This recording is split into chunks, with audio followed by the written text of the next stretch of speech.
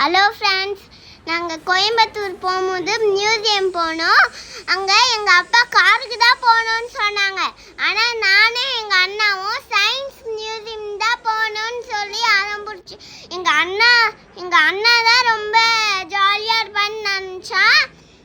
நான் சோகமாக இருந்தேன்னு நினச்சா. நானும் நல்லா ஜாலியாக இருந்தேன். எங்கள் அண்ணா விட ஜாலியாக இருந்தேன் ஃப்ரெண்ட்ஸ். Thank you friends.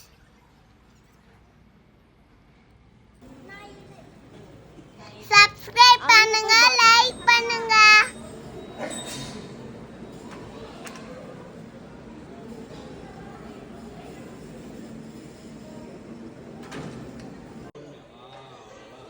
பொறுமையா